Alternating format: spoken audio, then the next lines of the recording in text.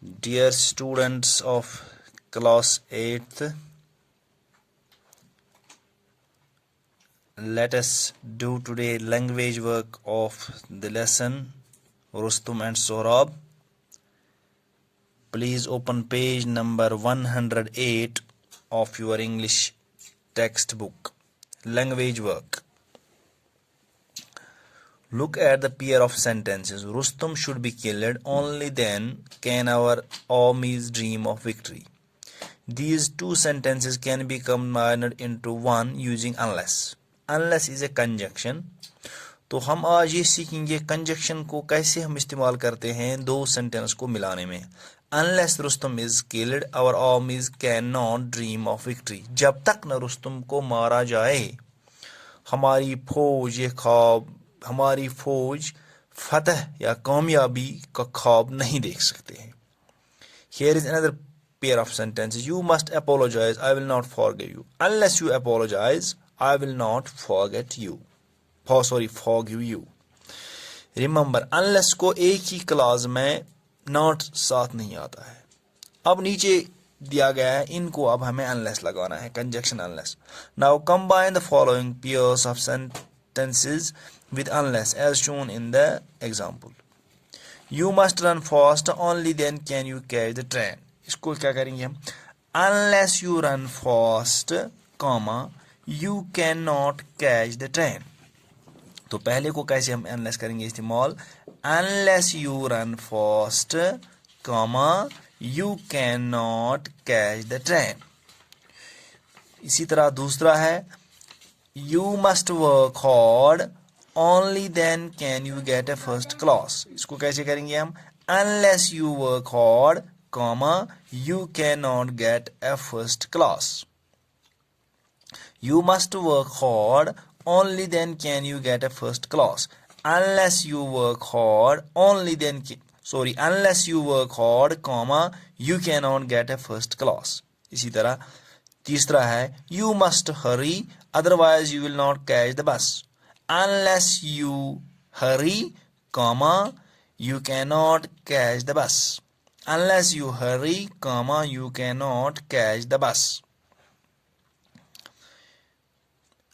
You must hurry, otherwise you will not catch the bus. अगर हम इसको conjunction इस्तेमाल करेंगे unless, तो इसको एक ही सेंटेंस कैसे बनेगा? ऐसे, unless you hurry, you cannot catch the bus. इसी तरह चौथा, You must do as I tell you, otherwise you will regret it. इसको बनाना, unless you do as I tell you, unless you do as I tell you, you will regret it. ठीक है? Unless you do as I tell you, you will regret it.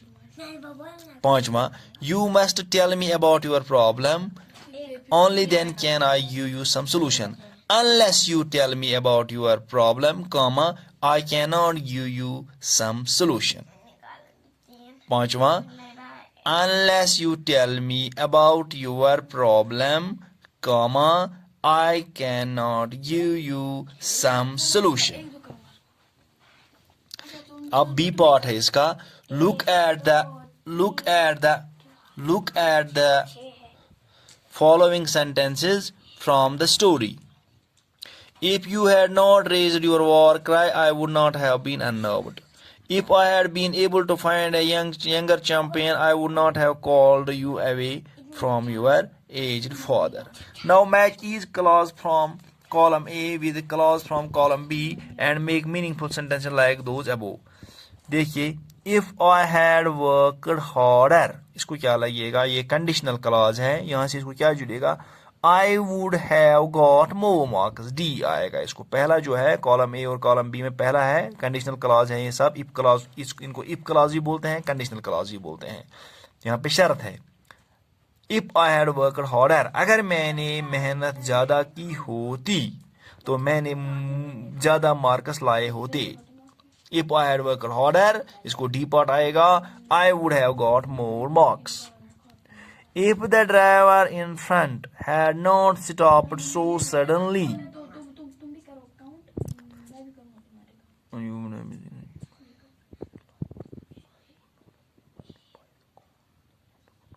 हाँ, if the driver in front had not stopped so suddenly, the accident would not have happened. अगर driver ने इतनी अचानक car न रोकी होती तो एक्सीडेंट नहीं हुआ होता। इसको आएगा पॉट दूसरे को। If the driver in front had not stopped so suddenly, इसका एफ पॉट आएगा the accident would not have happened.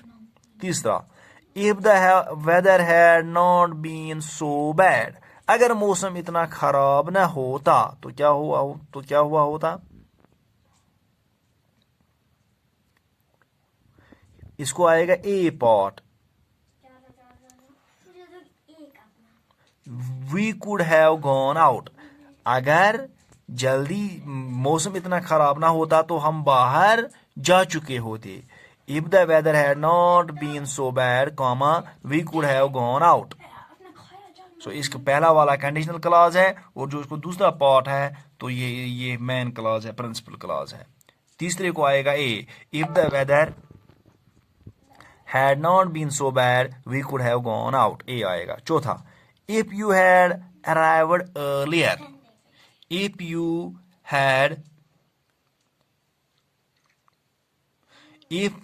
had arrived earlier, you could have seen her, B part आएगा इसको चौथे को। अगर आप पहले आते तो आपने उसको देखा होता।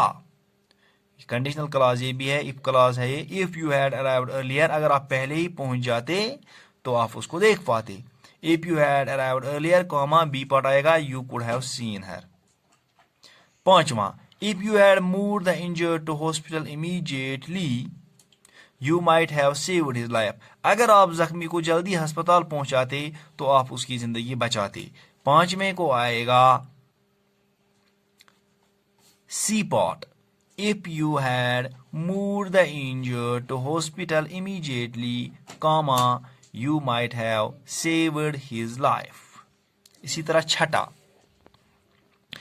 if you had not lent me the money, अगर आप मुझे पैसा उधार न देते, I would not have been able to buy the car, E part, मैं कार को न खरीद सकता। If you had not lent me the money, I would not have been able to buy the car, E part आएगा इसको, मैं ये car न खरीद पाता। तो प्यारे बच्चों, आपने ये यहाँ पे जो इफ क्लॉज है इसको कंडीशनल क्लॉज इसलिए बोलते हैं, इसमें कंडीशन होती है, इसमें इफ होता है अगर, यानी अगर इसमें एक कंडीशन होता है, शर्तिया जुमला है ये। और जो दूसरा कॉलम बी में जो है ये पूरा मीनिंग बनाते हैं, इसलिए इनको प्रिंसिपल क्लॉज या मेन क्लॉज या इंडिपेंडेंट क्लॉज बोलते हैं। ये जो इफ क्लॉज है, कंडीशनल क्लॉज है, ये सबऑर्डिनेट क्लॉज का एक किस्म है। तो आपने ये देखा, इंशाल्लाह कल हम इसका जो बकिया लैंग्वेज वर्क है कल वो करेंगे। Thank you very much.